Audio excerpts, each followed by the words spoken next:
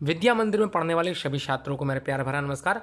आज इस वीडियो के माध्यम से आप लोगों को वार्षिक परीक्षा जो कि संपन्न हो रही है कई विद्यालयों में, हालांकि थोड़ा सा जो है समय सारणी में अंतर है कई विद्या मंदिर के विद्यालयों में, तो यह प्रश्न पत्र विद्या मंदिर का ही है। प्रयास मैं कर रहा हूँ अच्छे से आप लोगों की तैयारी के लिए, तो आप लोग इस वीडियो को अंत तक जरूर देखें और शेयर जरूर करें। तो समय 2 घंटा 40 पूर्णांक आप लोगों को इसमें प्रश्न पत्र में क्वेश्चन मिलने वाले हैं।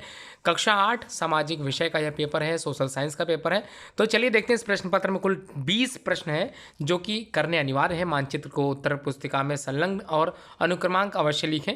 तो यहाँ पर पहला जो प्रश्न है सही उत्तर का चुनाव जो आप लोगों को देना, टिक द करेक्ट आंसर।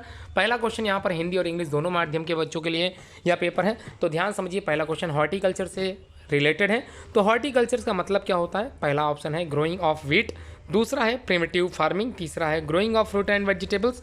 तो मैं बता दूं उत्तर आपको मिल गया होगा, इसका उत्तर यही है, सी वाला ऑप्शन बिल्कुल सही है। अगला देखते हैं, सुनहरा रेशा, नाम से लग रहा हो गोल्डन फाइबर की बात हो रही है। गोल्डन फाइबर रेफर्स टू, ये जूट से संबंधित है। तो गोल्डन फाइबर जो कि रेफर है जूट से। सही मिलान करने के लिए आप लोगों से पूछा जाएगा काका गगा अंगा, और यहाँ पर आप लोगों को 5 कॉलम में आप लोगों को ABCDE मिला हुआ है। तो पहला ऑप्शन जो मिला विलियम जोन्स, दूसरा रविन्द्रनाथ टैगोर, तीसरा थॉमस मैकाले, और उसके बाद महात्मा गांधी, और लास्ट में है पाठशालास। ठीक है, तो देखिए विलियम जेम्स की अगर बात करें तो 5 ऑप्शन जो आप लोगों को रिसेंटली मिला हुआ है अपोजिट वे में, प्रमोशन ऑफ इंग्लिश एजुकेशन, दूसरा है respect of for ancient cultures, तीसरा है गुरुज, सेकेंड लास्ट है learning in natural environment, the last one is critical of English education.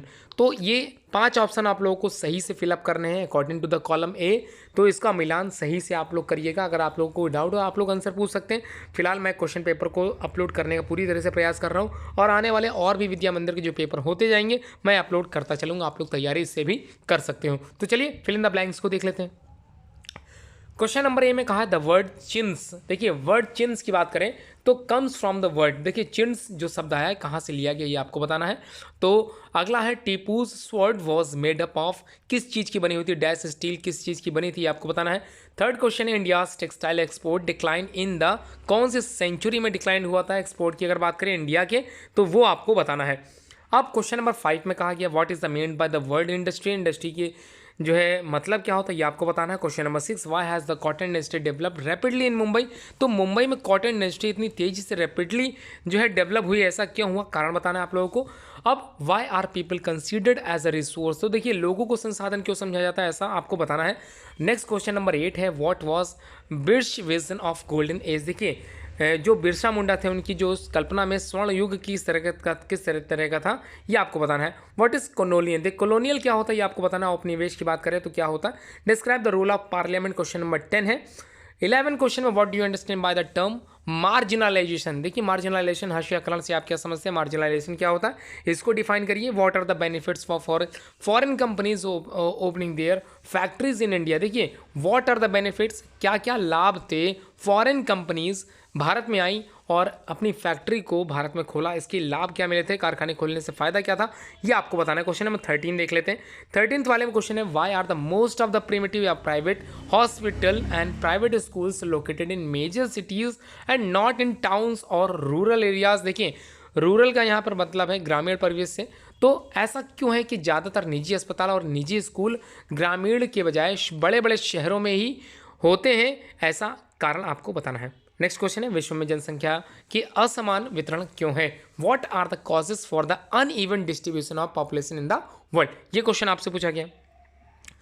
Question number 15 देख लेते हैं। देखिए आफ्टर इंडिपेंडेंस, स्वतंत्रता के बाद की बात करें तो why was there a reluctance to divide the country on linguistic line, देखिए स्वतंत्रता के बाद देश को भाषा के आधार पर राज्यों में बांटने के प्रति हिचकिचाहट क्यों थी, तो ये कारण आपको बताना है। अगला question number 16, do you think that the victims of the Bhopal gas tragedy got justice, discuss कीजिए। आपको लगता है, क्या लगता है कि भोपाल गैस त्रासदी के जो पीड़ित हैं उनकी जो सामाजिक जो परिस्थिति या फिर सामाजिक उनको न्याय मिला है कि नहीं मिला है, चर्चा करनी है। आपको ये बताना है कि क्या आज उनको न्याय मिला है। क्वेश्चन नंबर 17, वे कौन से मुख्य तत्व हैं which are the main factors which influence the location of an industry, तो जो उद्योग की अवस्थिति को प्रभावित करते हैं फैक्टर्स बताने हैं।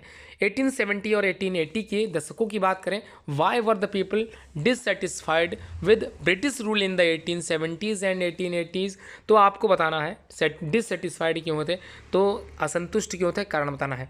भारत के मानचित्र में क्या क्या दर्शाना है इसको भी देख लेते हैं। पहले तो शो इन द मैप आप लोगों को दिल्ली दर्शाना है, कोलकाता, वाराणसी, मैसूर, ये आप लोगों को मैप में दर्शाना है। क्वेश्चन नंबर लास्ट क्वेश्चन इसको देख लेते हैं।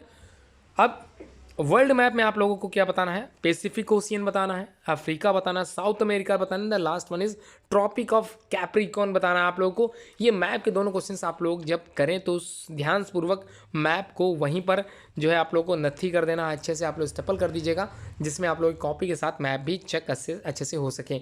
उम्मीद है आप लोग समझ गए होंगे, क्वेश्चन पेपर इसी तरह से बनने वाला है आप लोगों का। अगर आप लोग तैयारी कर रहे हो, अच्छे से तैयारी कर रहे हो, आप लोगों को और भी पेपर्स प्रोवाइड मैं कराने वाला हूँ।